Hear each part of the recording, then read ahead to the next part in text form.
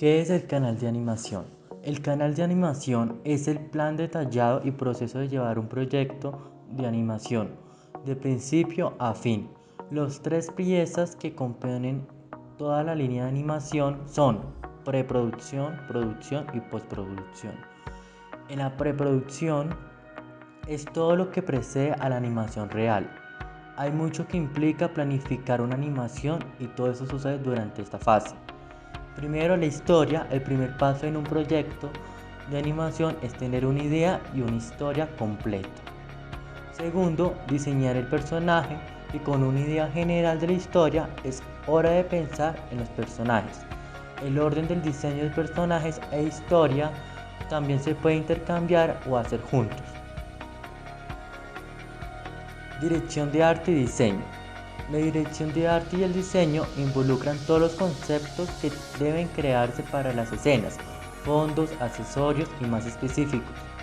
Aquí es donde se determina el aspecto general y la dirección de arte de un proyecto, incluido el estilo y los colores utilizados en el proyecto.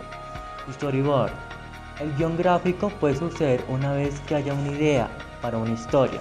Esto puede comenzar durante el paso de dirección de arte y diseño, pero generalmente los tableros finales vendrán una vez que haya resultado todo. Animático y sonido. Una vez que los guiones gráficos están terminados, se juntan en un animático.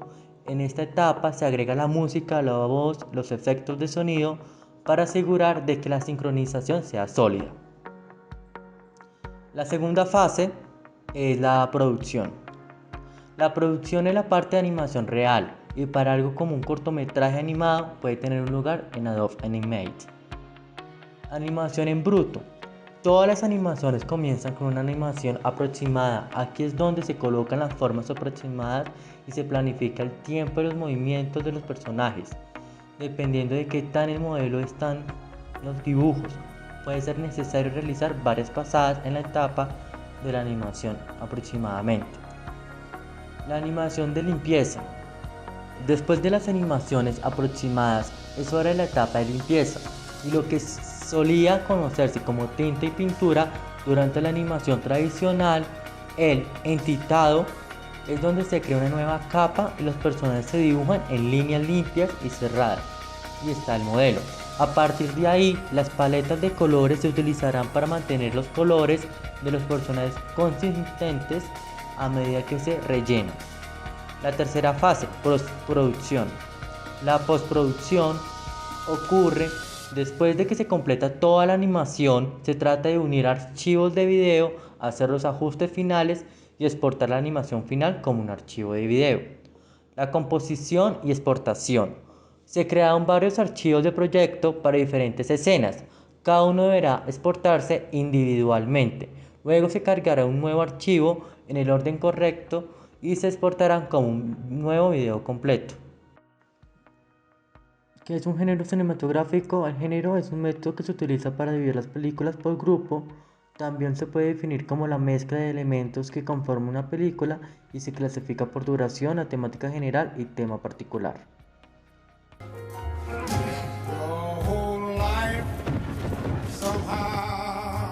Grace, the dog! That dog!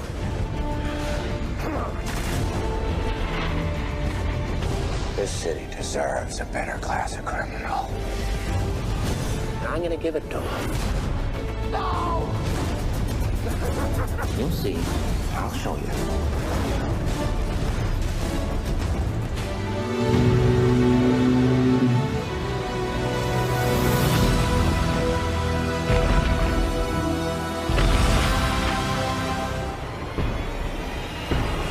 I like your dolls.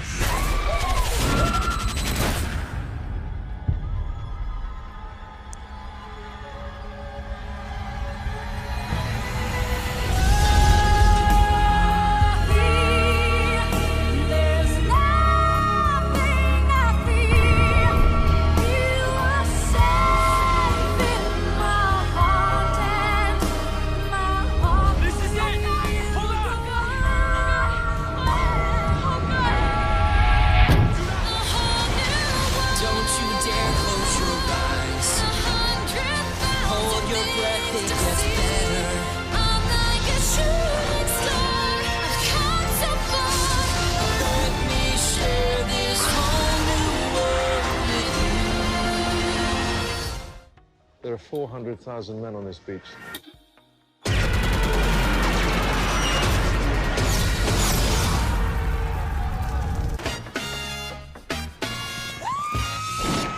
Bullseye. Come on over. We got us a fight going on that's a good bit of fun. Coco, give me some sugar. So you really free? Yes. You mean you want to dress like that? What kind of dentist are you? Touch your guns, you die.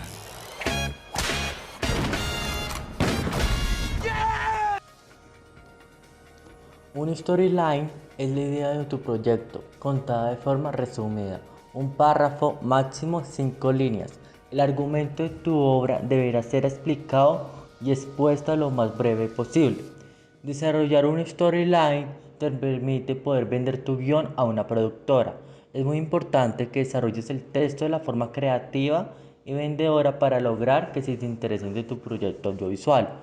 ¿Cuáles son las partes de un storyline?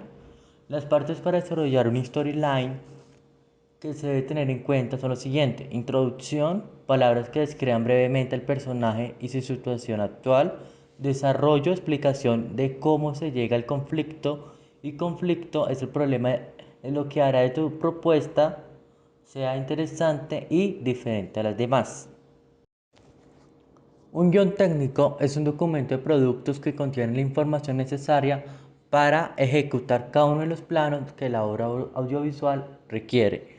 El guión técnico debe contener el troceo por secuencias y plano, en el que se ajusta la puesta en escena, incorporando la planificación e indicaciones técnicas precisas, encuadres, posición de cámara, decoración, sonido, playback, efectos especiales, iluminación, etc. Pasar todas las frases y descripciones de ese guión a imágenes. O sea, hay que hacer un guión técnico. El guión técnico se utiliza para trabajar en el rodaje y es el guión plano a plano. De esta manera se sabe en cada momento del rodaje qué plano se tiene que grabar. El director de la película tiene que pensar cómo rodar la película y qué plano va a hacer en cada momento. Por ejemplo, si la acción del guión literario describe que un hombre va andando por la calle de manera apresurada, el director tiene que decidir qué planos va a utilizar para grabar esta. Una vez que sabemos los diferentes planos y angulaciones que existen, tenemos que trabajar en nuestro storyboard. Cada grupo tendrá que ir definiendo plano a plano todo el guión literario. Una vez que tenga decidido el guión técnico, dibujará todos los planos en las hojas creadas para realizar el story. En esas hojas se escribe el tipo de plano que se va a dibujar y se hacen observaciones sobre el plano si es necesario. Y por último se dibuja en el lugar habilitado el dibujo del plano.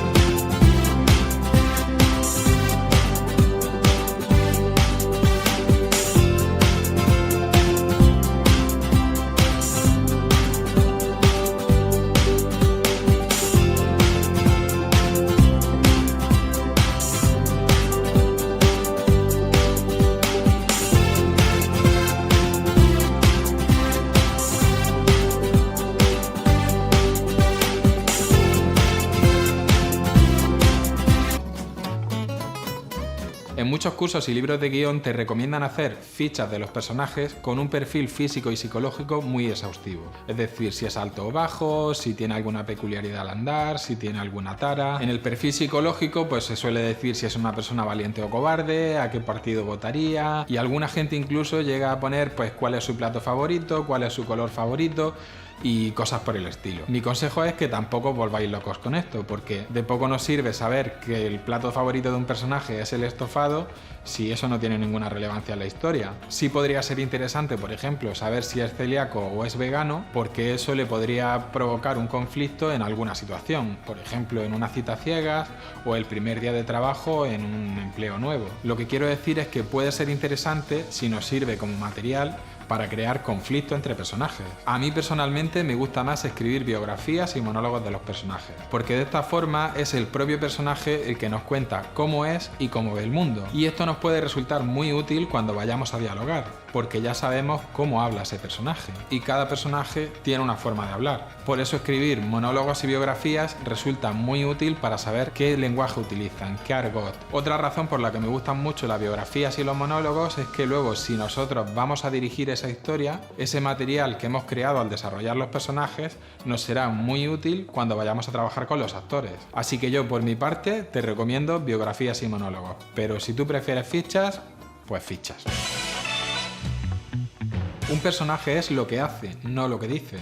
Y esto está muy relacionado con la trama. ¿Qué obstáculos se va a encontrar el personaje a lo largo de la historia? ¿A qué dilemas se va a tener que enfrentar? Por ejemplo, para conocer a un personaje lo que podemos hacer es responder a la pregunta de qué haría ese personaje si se encontrara en una situación como esta. Por ejemplo, ¿qué haría si de pronto se produce un incendio en el centro comercial? ¿Actúa de forma heroica o actúa de forma egoísta y solamente piensa en salvarse a él? ¿O qué haría, por ejemplo, si ve cómo una persona maltrata a un animal? Dependiendo de cómo haya actuado en una situación como esa, pues sabremos cómo es ese personaje. Y además, de esta forma, queda como mucho mejor reflejado que si simplemente digo, es un valiente. Imaginar a cada uno de los personajes en situaciones de este tipo nos va a ayudar a definir mejor cómo es cada uno de esos personajes. Al final un personaje es como una persona, es lo que hace y no lo que dice, exactamente igual que un político. Ambas palabras, estereotipo y arquetipo, provienen del griego. Estereotipo significa un modelo con pocos detalles, es decir, es una visión muy simplificada de una persona o de un grupo de personas. Un personaje basado en estereotipos es un personaje que tiene una capa de pintura muy fina, es decir, suena a cosas que ya hemos visto porque no está muy trabajado. Un arquetipo, sin embargo, es el origen de un modelo, es decir, es la fuente a partir de la cual se generan otros modelos que dan lugar a la personalidad de cada individuo. Conocer los arquetipos más comunes en la literatura y en la psicología nos va a permitir crear personajes con mucho más cuerpo y más tridimensionales. Y esto hay que cuidarlo especialmente cuando estamos escribiendo personajes antagonistas, es decir, al malo de la película. ¿Para qué? Para que no sea un personaje plano, un estereotipo, que sirve al guionista para que la historia funcione. Para que lo entendáis con un ejemplo, no tiene nada que ver el Joker que hizo Heath Ledger en El Caballero Oscuro con el Joker, por ejemplo, de la serie de televisión de Batman. Y como el tema de los arquetipos da para mucho, aquí en la descripción os voy a dejar enlaces a un artículo y también a algunos libros que os pueden resultar de interés. Una cosa es lo que el personaje desea y otra es lo que el personaje necesita. En términos generales, el deseo externo del personaje se suele relacionar con el objetivo que tiene en la historia. Por ejemplo, puede que un personaje se pase toda la película obsesionado con llevar a cabo una venganza. Ese sería su deseo externo. Sin embargo, al final de la película descubrimos que ese personaje en realidad lo que necesitaba era redimirse, necesitaba perdonar. Es decir, lo que pasa en muchísimas películas es que el personaje tiene un deseo externo que lo manifiesta y que es lo que hace que impulse la historia, que persiga un objetivo, pero ese personaje tiene una necesidad interna que probablemente todavía no sepa. Y esto nos lleva al siguiente y último consejo. Cuando escribimos el guión de un cortometraje no suele dar tiempo a que ese personaje sufra grandes cambios, aunque hay cortos brillantes que sí que lo consiguen. Sin embargo, cuando escribimos un guión de largometraje hay que tener muy presente cuál es la evolución del personaje a lo largo de la historia, es decir, cómo empieza y cómo acaba. Y esto es lo que se llama el arco de transformación, es decir, el personaje es de una forma al principio y acaba siendo de otra al final. Entonces, conviene hacerse la pregunta, ¿cuál va a ser el arco de transformación de ese personaje? Si por ejemplo es una persona huraña, misántropa y que está todo el día enfadada con el mundo, podría acabar la película reconciliándose un poco con el género humano porque ha redescubierto lo que era la amistad o ha redescubierto el amor. Otro ejemplo, puede que un personaje empiece la película pensando que se va a comer el mundo y al final el mundo le acaba comiendo a él. Esto pasa en muchas películas de Scorsese, que son películas de ascenso y caída de un personaje. Tener en cuenta esto cuando escribimos el guión es muy importante, porque el arco de transformación del personaje está muy relacionado con el tema de la película que estamos escribiendo.